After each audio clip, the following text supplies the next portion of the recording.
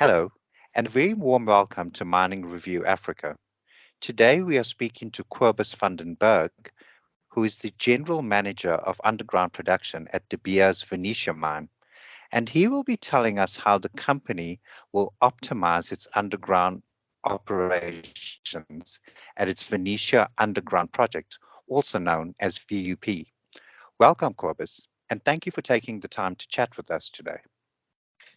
Thank you very much, and thanks for the opportunity. Okay.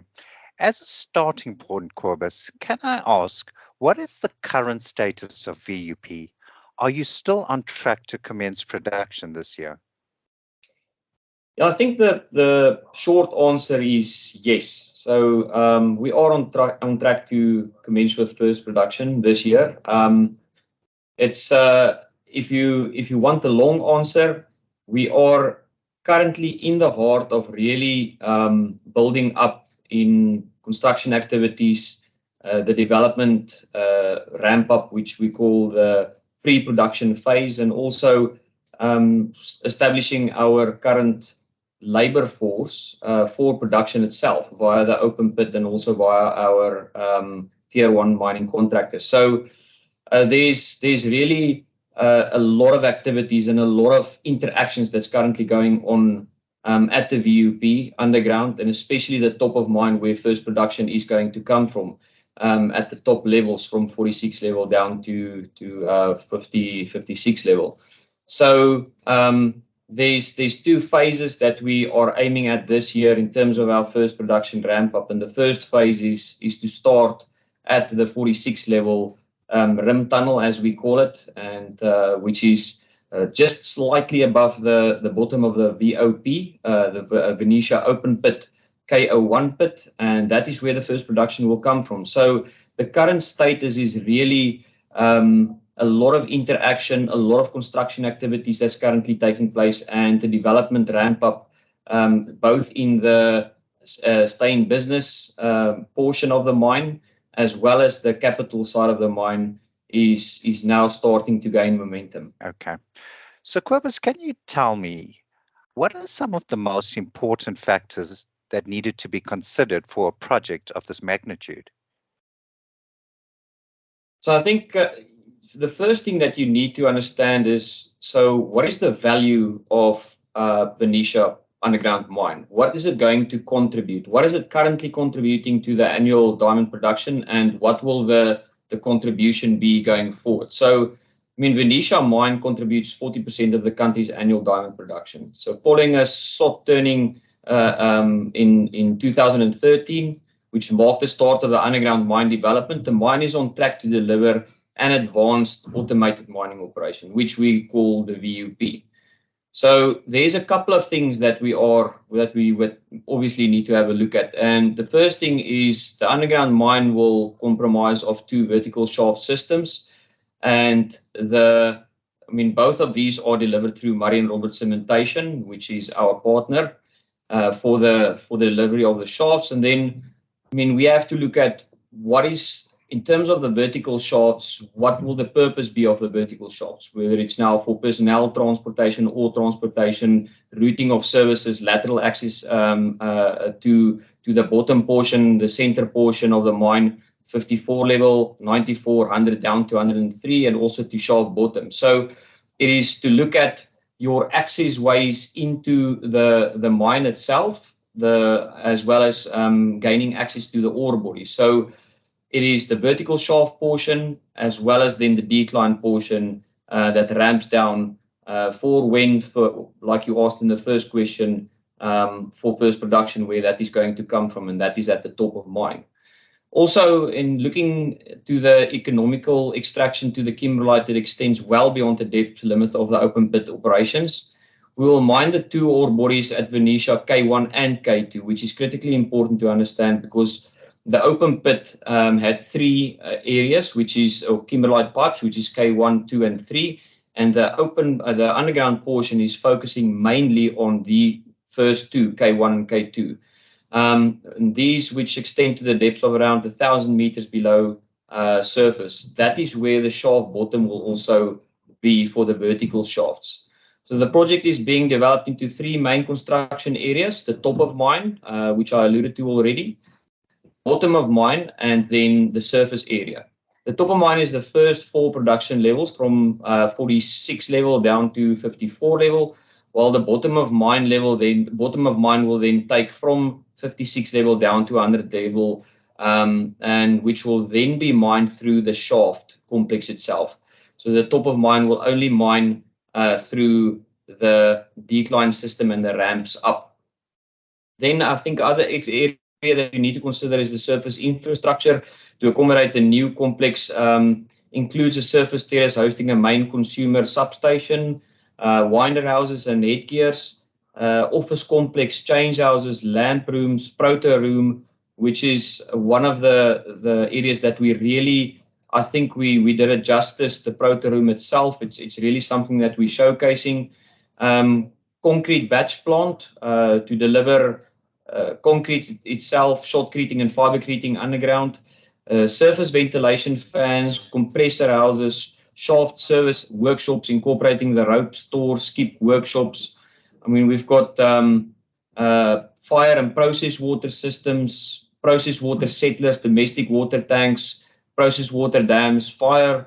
So there's so much that you actually, fire water tanks that, there's so much that you have to actually consider, thinking of taking on a project of this magnitude. So the mine will do about 6 million tons per annum. So let's say between 4.5 and 5.5 million carats per year, and volumes like those from the open pit, basically what they've done there. So that the top of the mine portion will deliver full production of around 4 million tons for about 4 years, after which the bottom of mine will then move into production, enabling nameplate capacity to achieve in 2025, 2026, let's call it 2026.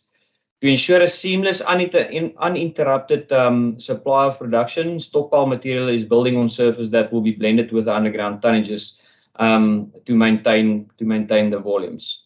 So this has been an undertaking for significant proportion for De Beers specifically, to ensure that Venetia remains of its largest diamond producers in the global portfolio for the South African economy, and of course for the hundreds of employees who will work for the mine into a future that extends well beyond its original open pit lifespan. I mean, we are talking 2042, 2045, where we want to extend the life of the mine. And I mean, everybody is acutely aware that the open pit had a lifespan of 30 years, and our goal is to just make sure that we extend that further. Okay. Wow, Kobus, when you describe all the construction feats that you are implementing, it certainly is something.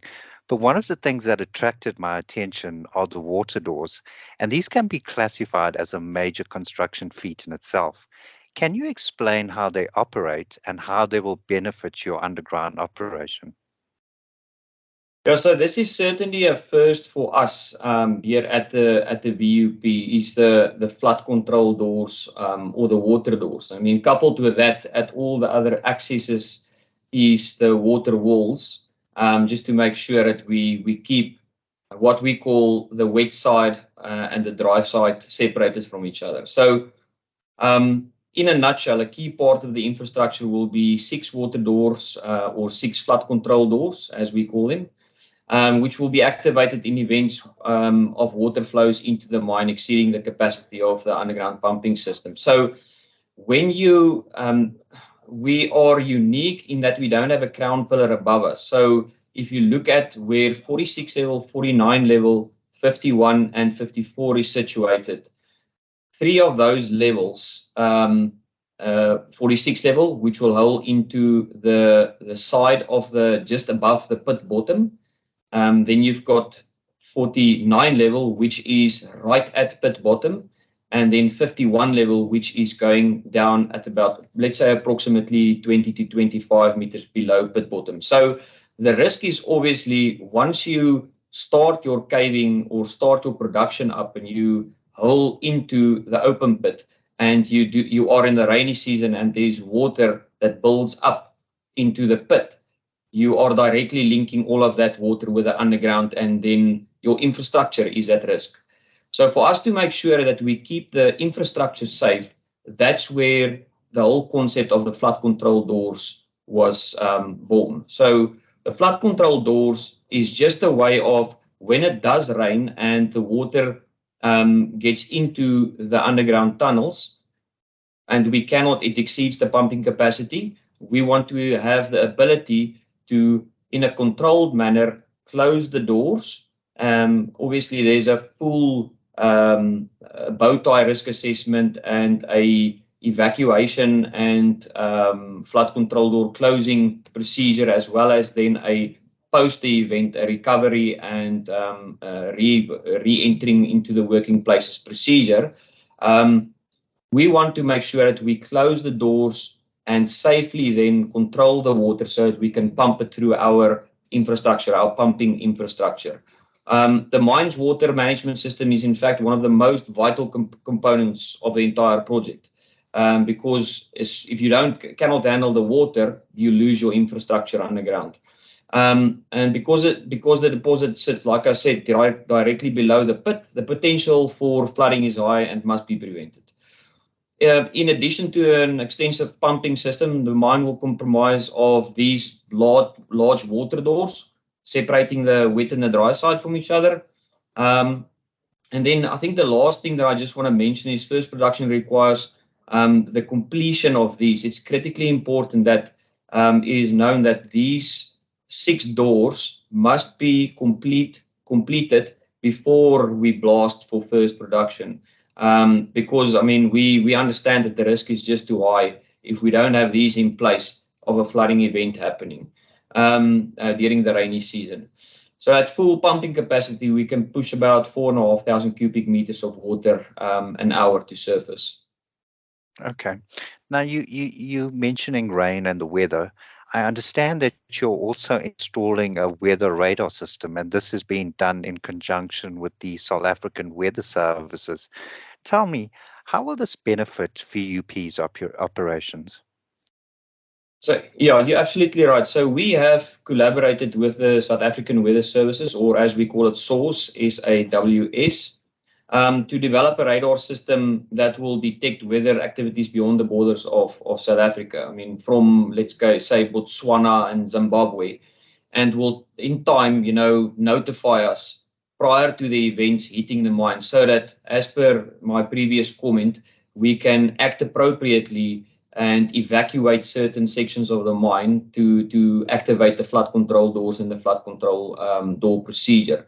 So, I think we all are aware that from the Botswana and Zimbabwe borders, like we've seen recently with this Hurricane Freddy that was on its way.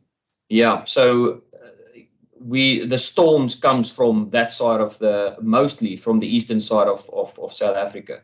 So it is crucial for integrating weather predictions to align with the emergency management procedures.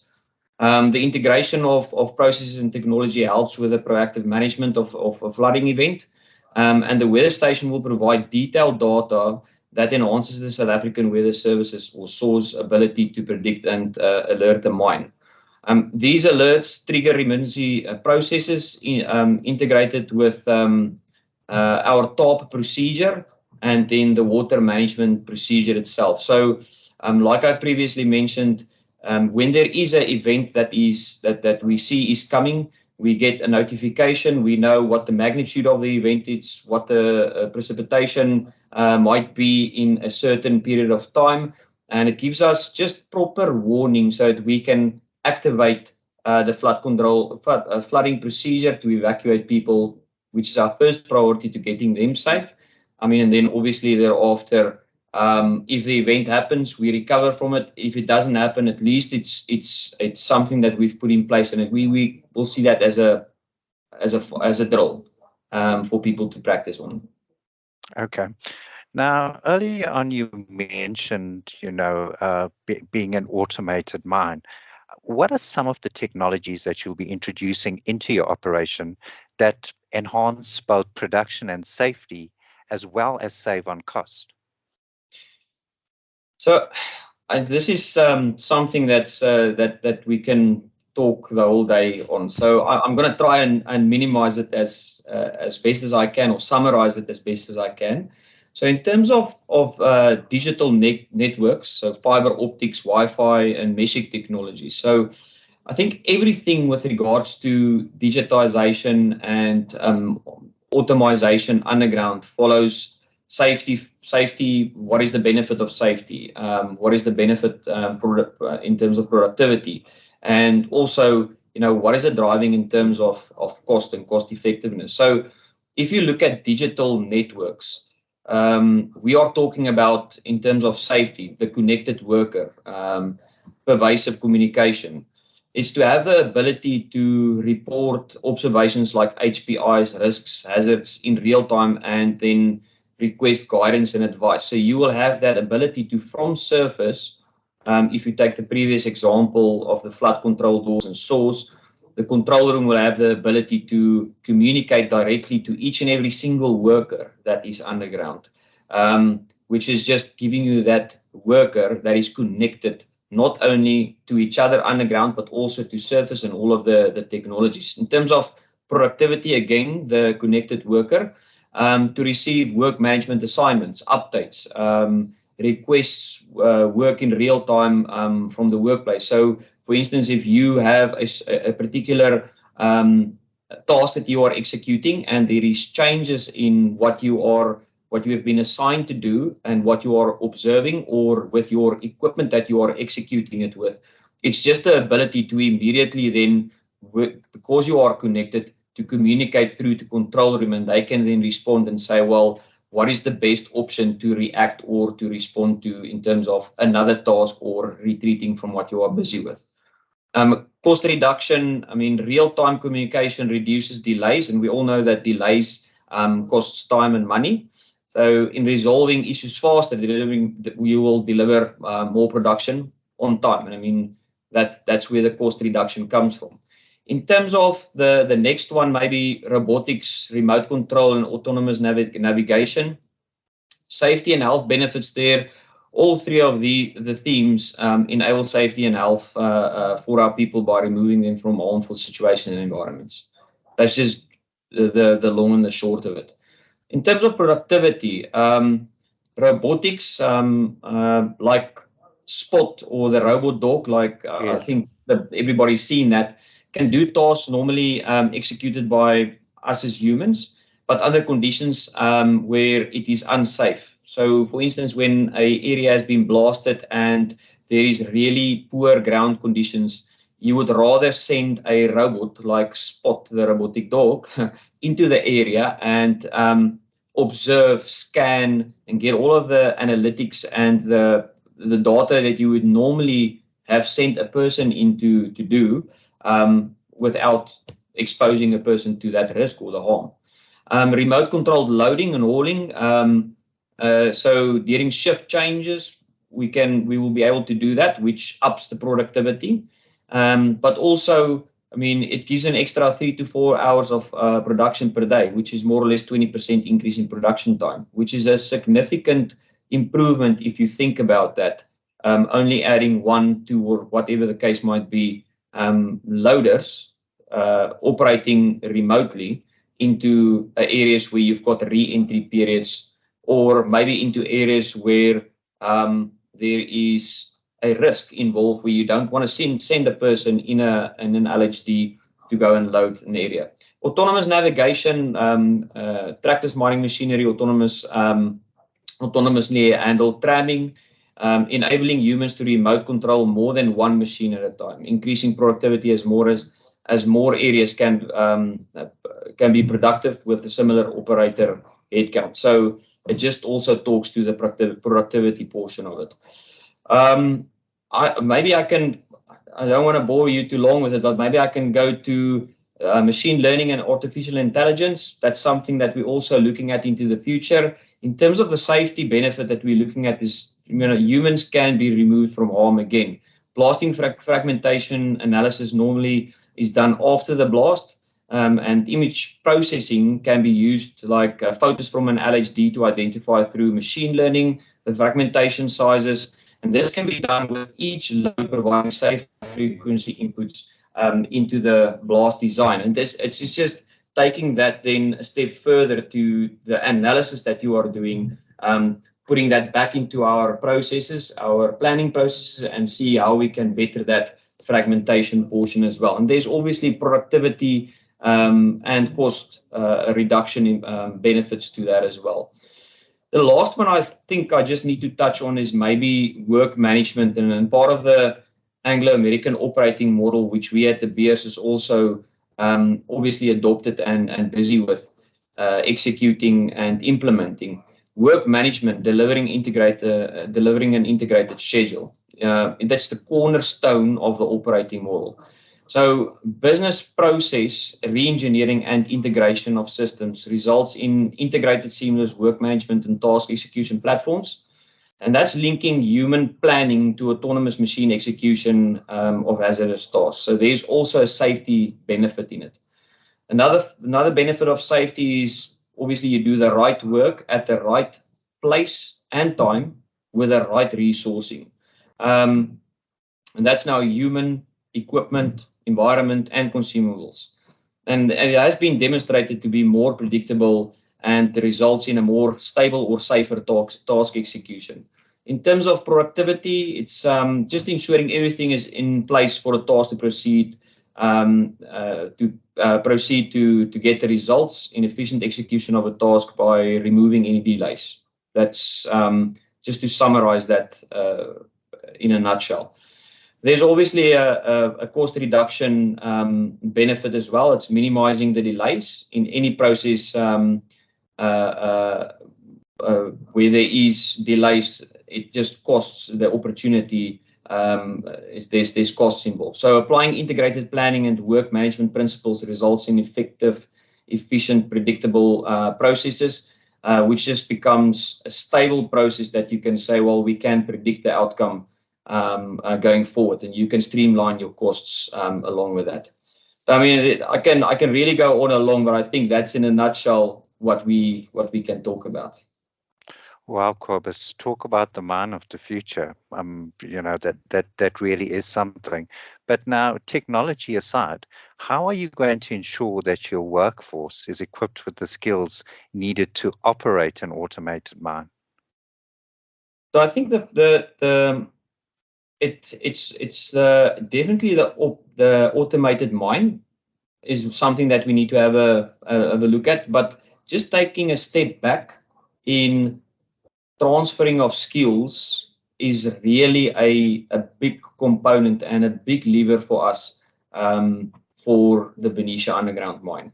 So you would know that now the open pit employees are being transitioned into the underground environment. Yes. So I mean, with that said, there's also that skills that we would need, because you've got an open pit, a guy that's been operating, or a person that's been operating for 30 years in an open pit environment and still want to proceed underground needs to have a bit of a different skill. So it starts off by getting underground appreciation at first, but then a truck operator on surface transitioning into being a drill rig operator or a cable bolt operator or a LHD operator or even still a truck operator.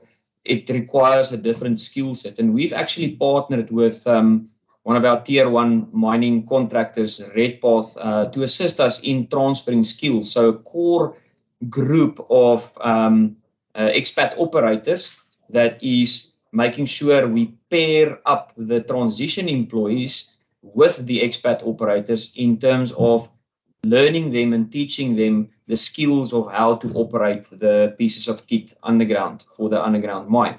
So that's where the whole skills transfer portion starts. And then, then when we talk about the automated portion, we are, at the mine, we understand the importance of ensuring our workforce is equipped with the necessary skills to operate an automated mine. We do understand it. So to achieve this, the training strategy had to be revised, considering the paradigm shift to embrace new technologies as the mine transitions to automated mining.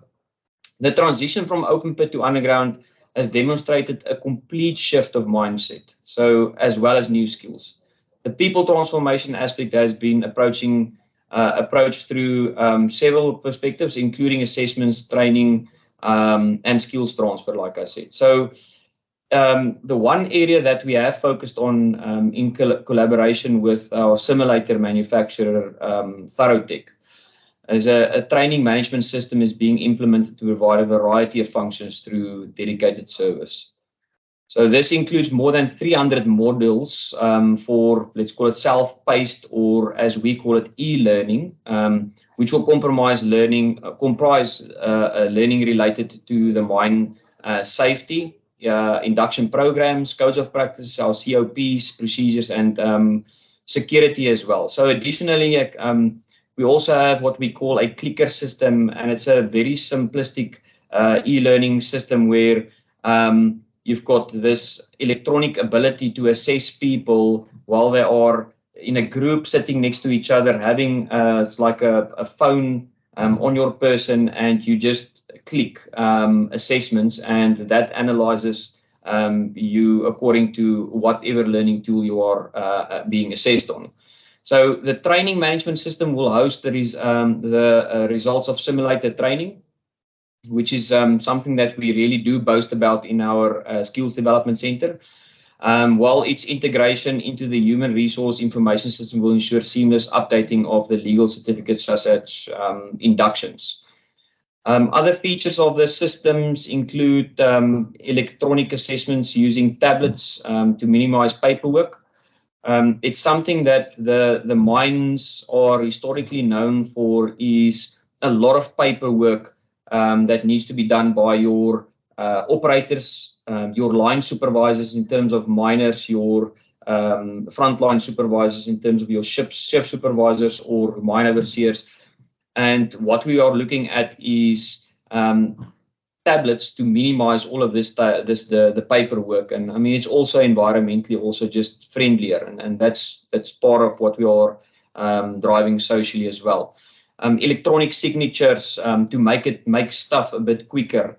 Employee scheduling for training, rooms scheduling, as well as keeping all electronic training records for each employee, including scanned historical hard files, etc. So virtual reality is also something that we're looking at, which includes the construction of a virtual blast wall. Is currently available. This features psychomotor and Cogni Plus. It's a term that we use, assessment booths, as task management control rooms to simulate mining control rooms, and trackless mobile machines, training, mock-ups area, etc. So this technology can simulate hazardous situations and emergency scenarios, and can be used to train employees on the proper response procedures, which is really key because you've got a controlled environment in which this is being simulated in, but it really mimics reality. So I mean, I've had feedback from some of the current tier 1 contractor operators where we've sent them into these simulators, we've sent them into these scenarios. And the feedback from them, having operated for years across the globe, they really see this as an amazing tool and reality, or as close as reality as possible, and which we want, because we want to equip all of our employees with the best that we can. Right. And finally, Kobus, let's look at how VUP will be powered. Now, given our national grid constraints, etc., are you looking to introduce any renewable energy sources into the operation? Yeah, so there is a currently, well, it's been in the pipeline for a while now, and that's looking at solar farms. So it is, however, still in the feasibility phase. So it's definitely something that we are looking at. It's socially and looking at the sustainable way forward. It's definitely the right thing to do. And there's basically two options that we can consider, and that is setting it up ourselves or renting that in. So we've got a supplier that does that for us. So in terms of where we are currently at, I mean, I can't dispose what we currently are looking at, but as it is in the pre-feasibility or the feasibility portion, we are definitely looking at that. And then, I mean, coupled with that is to also look at EVs or electronic vehicles, which is also something that we are looking at. We call it the electrification journey that we are going on. And that is also setting ourselves up as the mine of the future to look at, firstly, we are definitely looking at during the latter part of this year into next year, getting our first electronic ULVs, or let's say, as we call it, our underground utility vehicles. So one, definitely in, so that we can start the process, and then further looking at how do we set up our underground fleet to also be electronic, and I'm talking from your dump trucks to your LHDs, the underground trackless fleet. So that's also something that we are looking at into the future. Now, there's a couple of options that you can also play around with, and this can be maybe buying your new fleet in, or as soon as your old fleet depletes and becomes at the end of their life, is to just replace them. So there's also a portion of or a body of work that we are working on there. Okay. Kobus van den Berg, General Manager of Underground Production at the Beers Venetia Mine. Thank you for joining us on Mining Review Africa, and all the best with VUP. Thank you very much, and thanks for the opportunity, Peter. Really appreciate it.